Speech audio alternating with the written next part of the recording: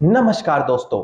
मैं दीपक शर्मा अंग्रेज आपका स्वागत करता हूं द लीगल चैम्बर में। अब दोस्तों, आज की इस वीडियो के अंदर हम साल 2023 8 अगस्त की ऑनरेबल सुप्रीम कोर्ट की लेटेस्ट और बड़ी महत्वपूर्ण जजमेंट आप लोगों के लिए लेकर आए हैं। अब दोस्तों, अक्सर लोग मुझसे जब कॉल पर कंसल्ट कर रहे होते हैं तो एक बेसिक क्वेश्चन उनका रहता है कि सर, हमारे ऊपर झूठी एफआईआर कराई गई है कोई पुराना बदला लेने के लिए, आपसी जलते हुए यानी कि चिढ़ चलते।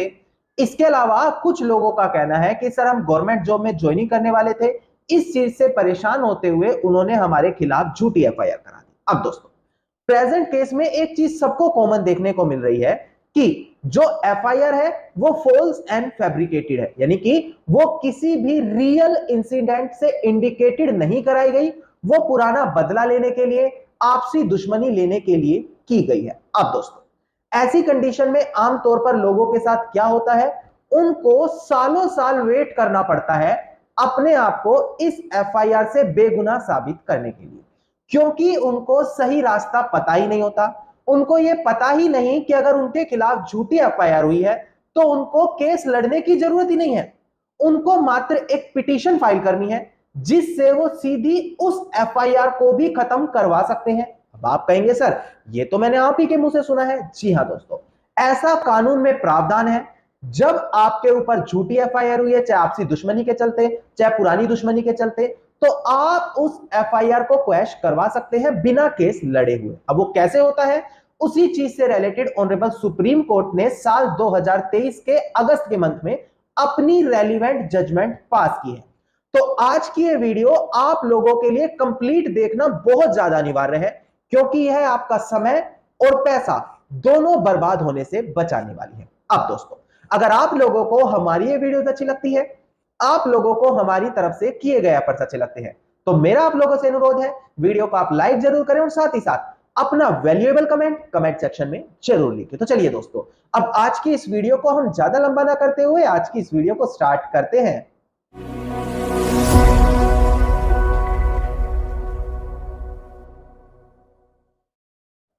अब देखिए दोस्तों, सबसे पहले वीडियो की स्टार्टिंग में आप लोगों को क्लियर कर दिया जाए कि अगर आप लोगों की कोई भी लीगल समस्या है, आप लोग मेरे थ्रू पर्सनली कंसल्टेशन यानी कि लीगल एडवाइस लेना चाहते हैं, तो डिस्क्रिप्शन में आप लोगों को एक नंबर दिया है, उस नंबर पर आप कॉल करके अपनी कॉल बुक कराकर भी डायरेक्टली मेरे थ्रू कंसल्टेशन कर सकते हैं। अब दोस्तों, हम बढ़ते हैं अपनी आज की वीडियो की। अब देखिए, यहां से वीडियो बड़ी ध्यान से आपको देखनी होगी।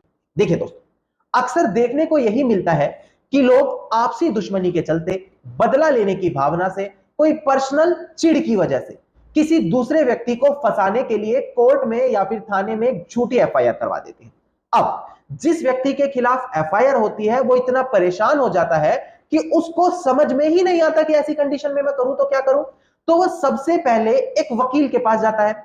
अब वकील भी क्या करते हैं, मैं सबको गलत नहीं कहूंगा, अपना पैसा बनाने के लिए या फिर because of lack of knowledge and experience वो उनका केस फाइट करने के लिए बैठ जाते हैं। और जब वो केस चलता है तो इस तरीके के केस बड़ी आसानी से 4 5 6 7 साल तक चल जाते हैं और उसके बाद उस व्यक्ति को जस्टिस मिलती है। यानी कि इतना लंबा समय उनका या तो खराब होता है या फिर इतने लंबे समय से उनका पैसा बहता रहता है। अब दोस्तों, मैं आपको क्लियर कर दूं कि अगर आप इस चीज से श्योर हैं कि आपके खिलाफ झूठी एफआईआर है, क्योंकि देखिए, आप लोगों के खिलाफ एफआईआर है, आप जानते हैं कि वो झूठी है या सच्ची है, तो अगर आप श्योर हैं कि आपके खिलाफ झूठी एफआईआर है तो आपको अपना केस फाइट करने की जरूरत ही नहीं है। आपको एक अच्छे से एडवोकेट के पास जाना है जिनको क्रिमिनल प्रोसीडिंग्स की अच्छा एक्सपीरियंस और नॉलेज हो, उनसे एक पिटीशन फाइल करानी है ऑनरेबल हाई कोर्ट के सामने सेक्शन 482 सीआरपीसी के बिहाफ से। क्यों करानी है? क्योंकि section 482 CrPC inherent power of high court के बारे में बात करता है, जिसके तहत ऑनरेबल हाई कोर्ट के सामने यह पावर है कि अगर आपके ऊपर कोई फॉल्स या फैब्रिकेटेड एफआईआर है तो वो उसको क्वैश कर सकता है, यानी कि उसको खत्म कर सकता है सीधे सीधे। अब दोस्तों, बहुत से लोग क्वेश्चन पूछेंगे कि सर, क्या सीधा एफआईआर होते हैं हम एडवोकेट के पास चले जाए? जी नहीं दोस्तों, ऐसा आपको बिल्कुल भी नहीं करना। थोड़े से टेक्निकल स्टेप्स आपको भी लेने पड़ेंगे। देखिए, अगर आप जानते हैं आपके ऊपर झूठी एफआईआर हुई है तो सबसे पहले आपको यह पता करना पड़ेगा कि वो किस किस सेक्शन के बिहाफ से हुई है, क्या कोई सीरियस चार्जेस आपके ऊपर लगे हैं? तो ऐसी कंडीशन में सबसे पहले आपको पुलिस की पकड़ से दूर रहना होगा, क्योंकि ऐसी कंडीशन में पुलिस सबसे पहले आपको अरेस्ट करेगी, अरेस्ट करके मजिस्ट्रेट के सामने पेश करेगी और वहां से आपको जेल भेज दिया जाएगा। उसके बाद आपको रेगुलर बेल लेकर बाहर आना पड़ेगा, देन आप अपना केस फाइट करेंगे। तो सबसे अच्छा है कि आप अपने आप को पुलिस की पकड़ से दूर रखें और एक अच्छे से एडवोकेट की मदद लें। एडवोकेट दो चीजों में आपकी मदद करेगा। सबसे पहला, जो आपके केस के आईओ हैं यानी कि इन्वेस्टिगेशन ऑफिसर हैं, उनसे कांटेक्ट करते हुए आपके केस की रियल स्थिति उनको समझाएंगे और जब वो उस इंसिडेंट से रिलेटेड एविडेंस इकट्ठा करेंगे और उनको भी यही चीज अनुमानित होती है कि हाँ, केस में तो कोई कॉग्निजेबल ऑफेंस बनता ही नहीं, ये तो झूठी एफआईआर है, तो वो भी एक क्लोजर रिपोर्ट अपने मजिस्ट्रेट साहब के सामने पेश करते हुए आपकी एफआईआर को खत्म करवा सकते हैं। पर दोस्तों, कई बार यही देखने को मिलता है कि क्लोजर रिपोर्ट नहीं लगाई जाती। तो ऐसी कंडीशन में जो आपके एडवोकेट है वो ऑनरेबल हाई कोर्ट के सामने सेक्शन 482 पिटीशन एक फाइल कर देते हैं inherent power of high court के चलते, जहां से आपकी एफआईआर क्वैश कराई जाती है। इसके साथ ही साथ जो आपके एडवोकेट है, अगर आपके ऊपर सीरियस चार्जेस लगे हैं तो वो यहां पर एक एंटीसिपेटरी बेल यानी कि अग्रिम जमानत के लिए कोर्ट में अप्लाई कर देते हैं, जिसके बाद पुलिस आपको अरेस्ट नहीं करती और आप सीधा हाई कोर्ट में खड़े होते हुए अपनी एफआईआर को खत्म भी करवा सकते हैं। अब देखिए दोस्तों, यहां तक मैंने आपको पूरा process A to Z clear कर दिया कि कैसे कैसे आपको एक्शन लेना है, क्योंकि एक भी छोटी सी गलती आप ही लोगों को परेशानी में डालेगी। अब दोस्तों, अगर आप भी ऐसी किसी समस्या से जूझ रहे हैं और कंसल्टेशन चाहते हैं तो डिस्क्रिप्शन में नंबर दिया है, आप उस नंबर से कांटेक्ट करके अपनी कॉल बुक कराएं। मैं आपको गाइड करूंगा कि कैसे कैसे आपको स्टेप लेने हैं। अब यहां से मैं एक ऑनरेबल सुप्रीम कोर्ट की साल 2023 8 अगस्त की जजमेंट आपको प्रेजेंट करूंगा, जिसमें यही सेम कंडीशन हुई है।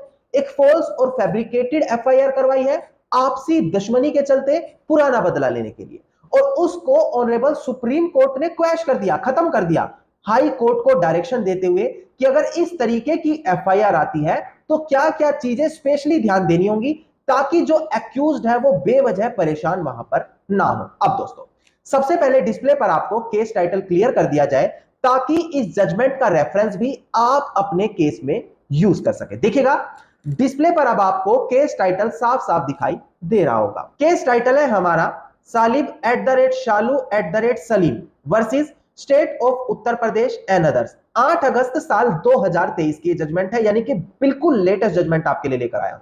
इसका क्रिमिनल अपील नंबर है 2344 ऑफ 2023 और उसका एसएलपी क्रिमिनल नंबर है 3152 ऑफ 2023। एसएलपी मतलब स्पेशल लीव पिटीशन नंबर। अब दोस्तों, पूरी केस डिटेल्स मैंने आपको डिस्प्ले पर दिखाकर समझा दी। अब केस के फैक्ट्स और बैकग्राउंड में आपको क्लियर करूंगा। उसके बाद ऑनरेबल हाई कोर्ट और सुप्रीम कोर्ट ने अपने यहां पर महत्वपूर्ण जजमेंट में क्या क्लियर किया, वो चीज मैं आपको क्लियर करूंगा दोस्तों। अब देखिए दोस्तों, प्रेजेंट केस के अंदर ऑनरेबल इलाहाबाद हाई कोर्ट के सामने एक पिटीशन दाखिल की गई है एफआईआर को क्वैश कराने के लिए। यहां पर जो पिटीशनर है उनके काउंसिल्स का कहना है कि प्रेजेंट केस में एक झूठी एफआईआर यहां पर पिटीशनर के ऊपर की गई है। उनका एफआईआर के अंदर कहीं भी नाम नहीं था, किंतु जब बाद में जो विक्टिम है उसके 161 के बयान होते हैं तो वो वहां पर इस एक्यूज का नाम एडिशनल ऐड कर देती है, जिससे रेलेवेंट कोई भी एविडेंस यहां पर इन्वेस्टिगेशन में नहीं मिले। यह चीज आपसी दुश्मनी के चलते और पुरानी रंजिश के चलते जानबूझकर उनका नाम ऐड कराया गया है।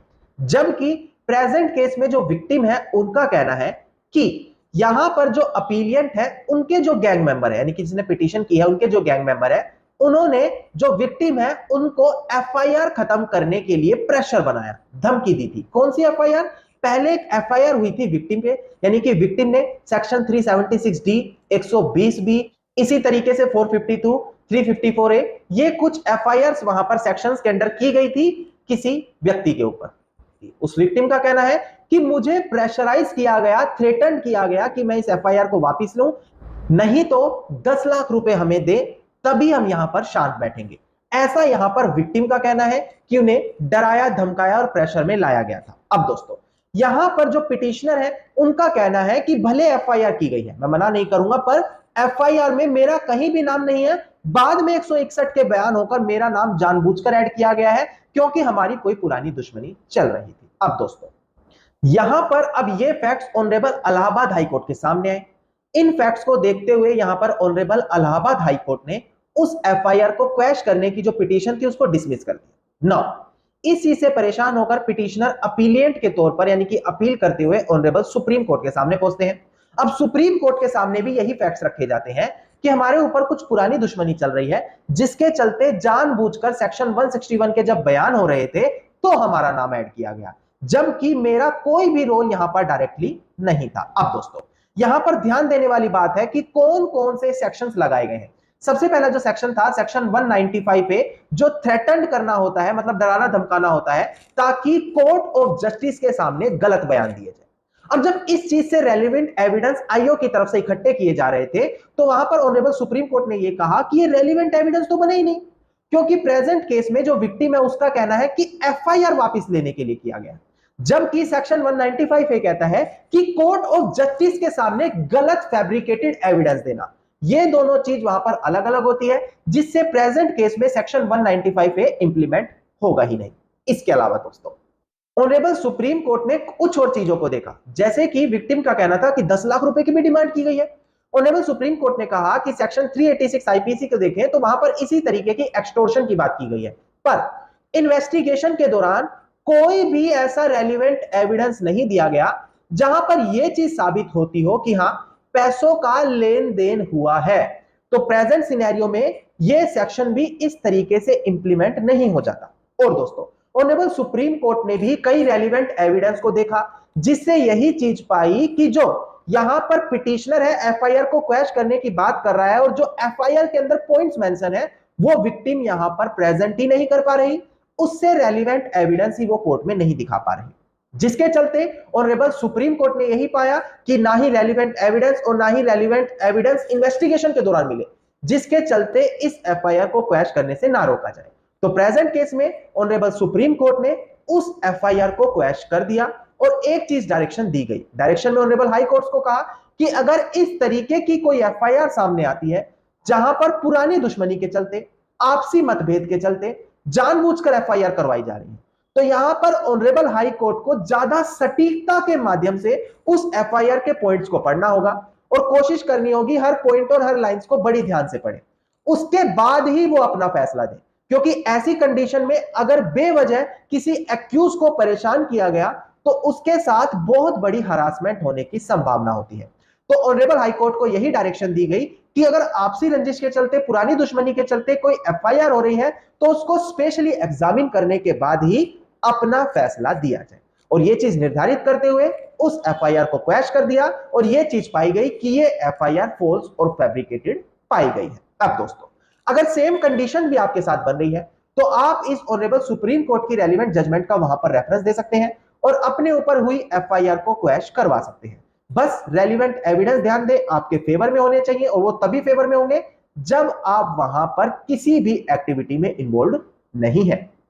धन्यवाद दोस्तों, उम्मीद करता हूं वीडियो के अंदर मिली जानकारी आप सभी लोगों के लिए बेहद ज्यादा लाभदायक साबित होगी। वीडियो के अंदर अगर मिली जानकारी आप सभी लोगों को अच्छी लगी तो वीडियो को आप लाइक, शेयर और कमेंट जरूर कीजिएगा। वीडियो से जुड़ा अगर आप लोगों का कोई भी क्वेश्चन है तो आप कमेंट सेक्शन में मुझे लिख सकते हैं। इसके अलावा अगर आप मुझसे पर्सनली कंसल्टेशन यानी कि लीगल एडवाइस लेना चाहते हैं तो डिस्क्रिप्शन में आप लोगों को नंबर दिया है, उस नंबर पर आप कॉल करके अपनी कॉल बुक कराकर भी डायरेक्टली मेरे थ्रू कंसल्टेशन कर सकते हैं। इसके अलावा अगर आप इसी प्रकार की इंफॉर्मेटिव वीडियोस रोजाना पाना चाहते हैं तो चैनल को सब्सक्राइब करते हुए नोटिफिकेशन बेल आइकन आप जरूर दबा दें।